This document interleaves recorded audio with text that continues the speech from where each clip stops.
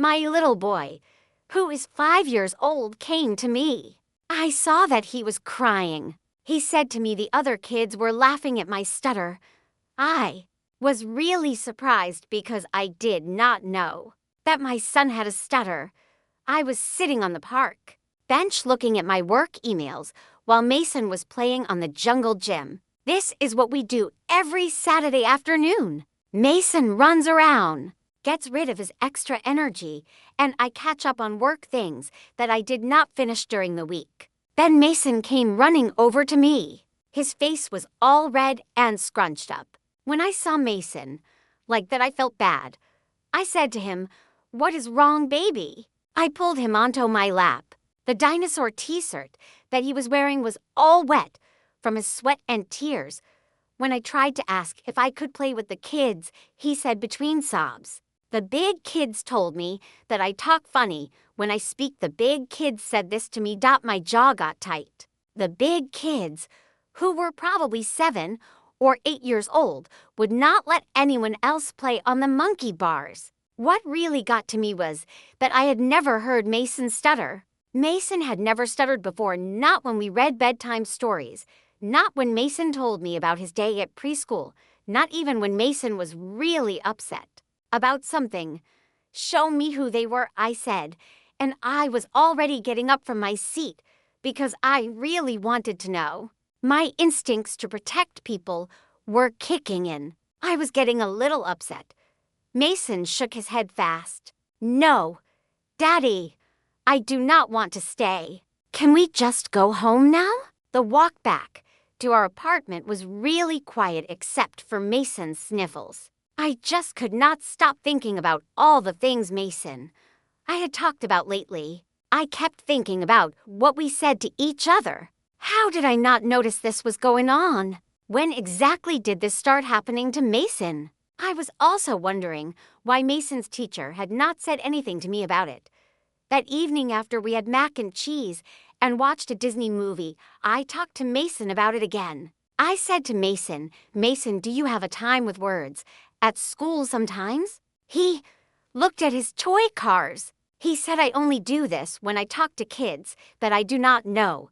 The pieces fit together. At my house, he was fine with me, with his grandparents, with his friend who lives door. He felt at ease when he was around people he did not know or in new places. That is when the stutter started. How times had I told him to go play with other kids at the park while I was busy on my phone? I stayed up all night looking up information about stuttering when you are a kid. I read forums and medical websites and what parents had to say about it. One part of me wanted to go to that playground and tell those kids and their parents what I thought. I thought about when I was a kid and how other kids made fun of me for wearing glasses. My mom tried to stand up for me when she saw kids teasing me. It only made things worse for me. Those kids called me names like Four Eyes Mama's boy for the rest of the year. Childhood stuttering was something I was reading about. It made me think about my own childhood. But doing nothing wasn't an option either. On Monday morning, I made a call to Mason's pediatrician. They gave me a referral to see a speech therapist for Mason. The week I met Dr. Sarah, and she was really nice and understood what I was going through with Mason. Stuttering that is triggered by anxiety is something that happens to a lot of people. She said this while Mason was playing with blocks in the corner. The good thing is that getting help on really works. Kids like Mason are very good at adapting to things. She came up with a plan for him. The plan was to have therapy sessions every week. We would also do some exercises at home. She would teach him ways to feel better when he is with other people. The main thing is not just to help him stop stuttering, she said. The main thing is to help him feel good about himself, know how he talks. That week was when we got started. Mason learned how to breathe, and it was made to seem like fun games. We did things like talking, where Mason would tell the person behind the counter what ice cream he wanted, or he would ask the librarians for help finding the books he needed. I saw Mason struggle with this. I really wanted to help him out by talking for him, but Dr. Sarah told me not to do that. She said I should let Mason work through it on his own.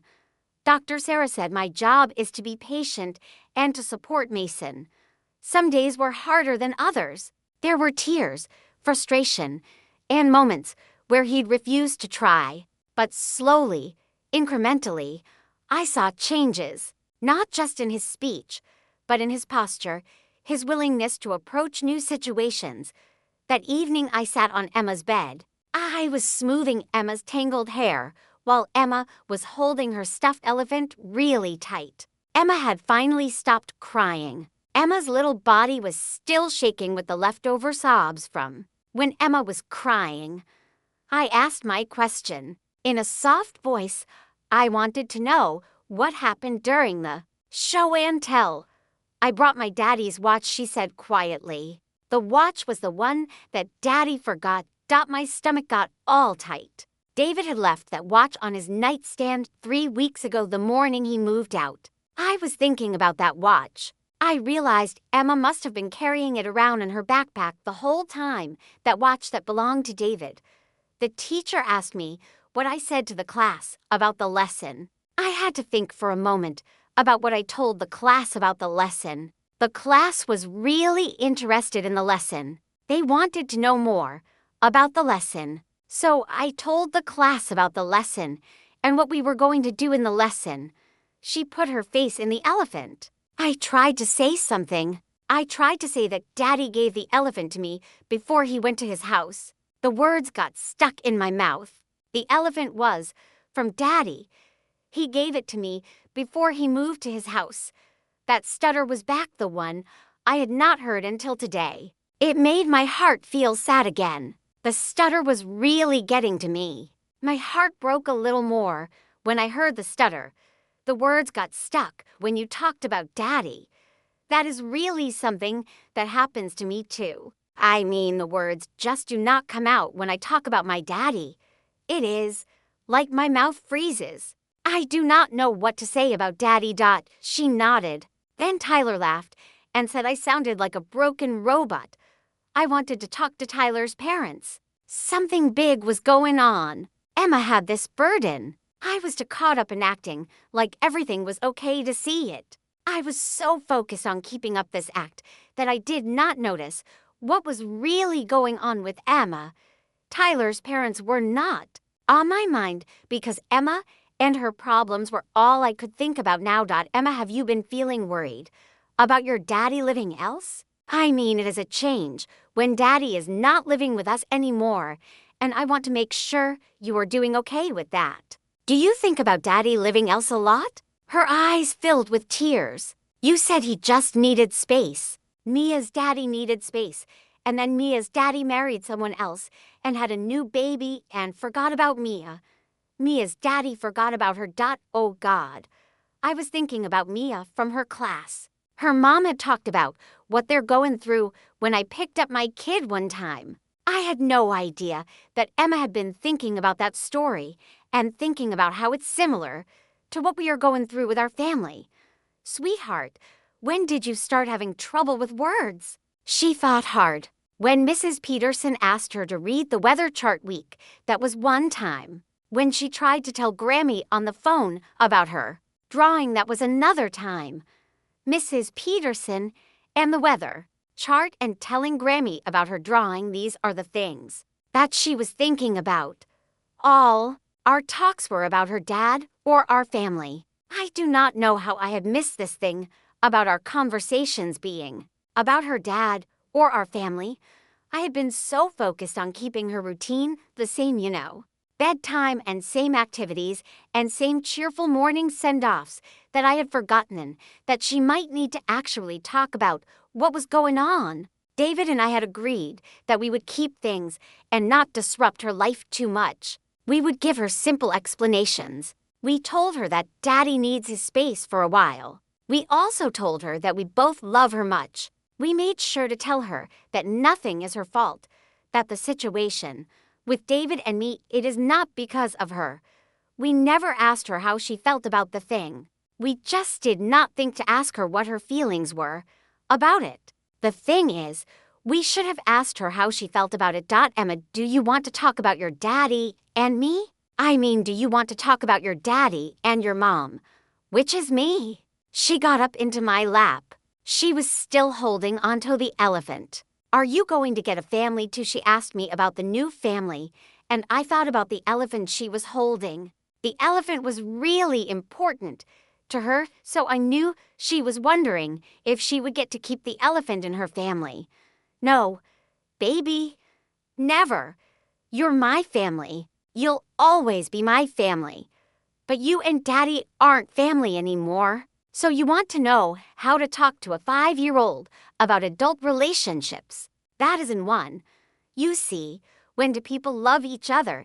It is like they are friends, but sometimes even best friends cannot play together every day. Adult relationships are like that. Two people can love each other much, but they might not be able to live in the same house. It does not mean they do not love each other. It just means they need to live in houses. Love can change. It is like when you really want to play with a toy, but then you get another toy and you want to play with that one too. You still like the toy, but now you like the second toy also. That is what happens with adult relationships. People can love each other. They can also love other things like their job or their friends or their family. And sometimes even if two people love each other, they just cannot live together. It is like they are two pieces of a puzzle that do not fit together. That is okay because they can still love each other even if they are not living together. You can tell a -1-year-old that adult relationships are like a puzzle, and sometimes the pieces fit together and sometimes they do not. But that does not mean the love is not real.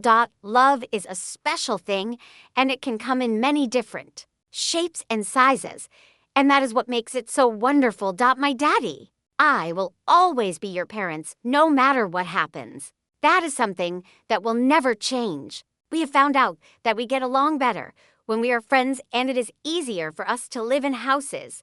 I really like Sarah. The thing is, I do not want Sarah to sleep in my room every single night. I mean, I care about Sarah. I need some space. The problem is, I like having Sarah, but I also like having my room to myself sometimes. So I do not think it is an idea for Sarah to sleep in my room all the time.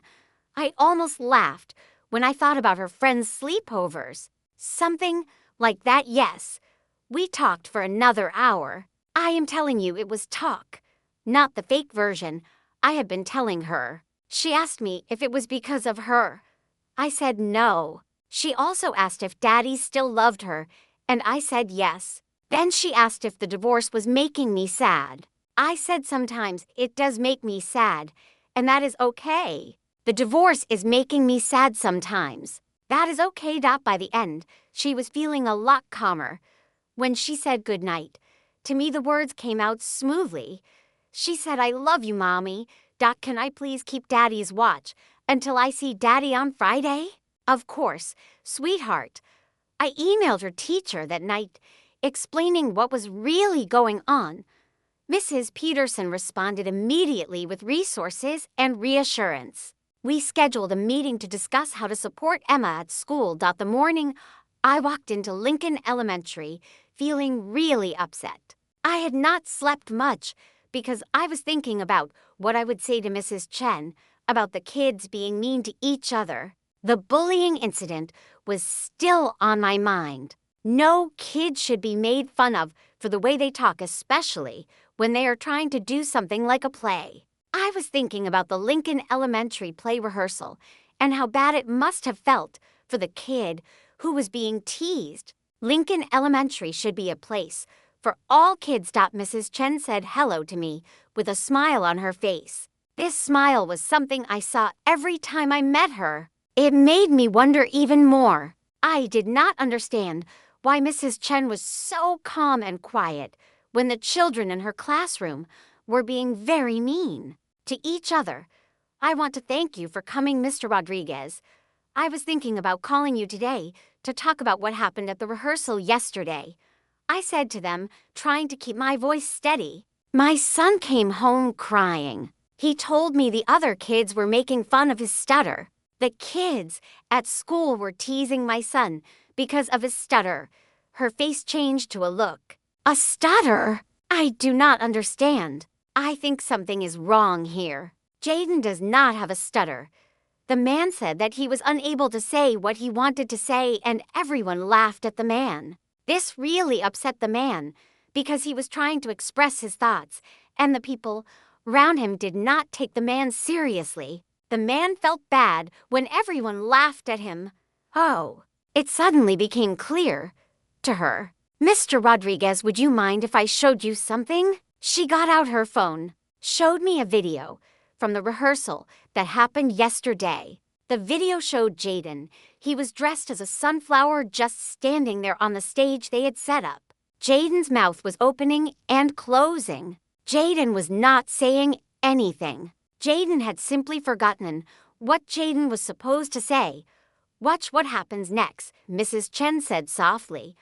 A little girl, Sophia, was wearing a bee costume. She started making silly faces at Jaden, who was standing next to her. The other kids thought this was hilarious, and they all started giggling. Jaden even smiled a bit. Then Sophia whispered Jaden's line. She whispered it really loudly. I need sunshine to grow. Sophia was trying to help Jaden remember his line, and Jaden seemed to appreciate it. Jaden did a job, and the kids clapped for him. The laughing that my son was talking about was not mean. It was the kids giggling at Sophia's faces. They were being supportive and having a time not making fun of Jaden. After they practiced, Sophia told Jaden that she always makes faces when Sophia forgets things because it helps Sophia's brain remember. Mrs. Chen said this. The kids were really being very sweet. I sat down in the plastic chair, and I felt really silly. The man was very upset. The man really thought people were laughing at the man. Jaden has been getting more and more anxious about the play, Mrs. Chen said gently. He is worried about forgetting his lines, about standing in front of all the parents, about his costume not being right. I think that yesterday Jaden's anxiety made him see the situation in a way. Then what really happened with the play? Jaden's anxiety is really affecting how he feels about the play. She was right. I thought about the few weeks, and I remembered Jaden asking over and over again if his grandparents were coming to the play. He practiced his one line all the time at dinner. He even got stomachaches on the days he had rehearsals for the play. Jaden was really excited about the play. He wanted his grandparents to be there. She asked if he gets nervous in situations when he is round people. I nodded slowly. Week at a birthday party, he thought the kids were whispering about him, but really they were planning a surprise for the birthday boy. He got it all wrong. And then there was the time at soccer. He just quit because he said everyone stared at him when he missed a goal.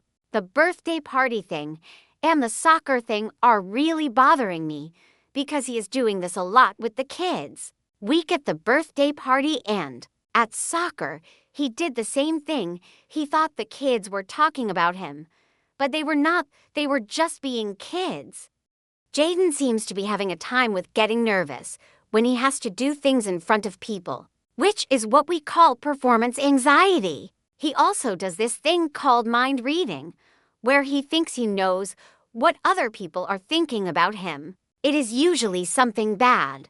Jaden imagines that people are thinking the worst about him, and that is really affecting his performance anxiety, because Jaden is worried about what other people think of Jaden. That afternoon, I picked Jaden up from school. I did not want to talk to Jaden about what went wrong, so I asked Jaden to show me what happened when Jaden was playing. Jaden showed me the problem, the feeling, the moment when Jaden's line just disappeared. That must have felt really scary, I said. He nodded hard. Then everyone was looking at me and laughing. What if I told you that Sophia was really trying to help me? She does this thing where she makes faces when Sophia forgets things just like me. It is pretty funny When Sophia does that, his eyes got really big. She really does? We discuss the types of laughter, like when we feel happy, or when something is silly, or even when someone is being mean, or when we are nervous. We watched some TV shows, tried to figure out what kind of laughter we were seeing. I told the story about the time I forgot my presentation at work, and my colleague made a joke that made everyone feel better, including me.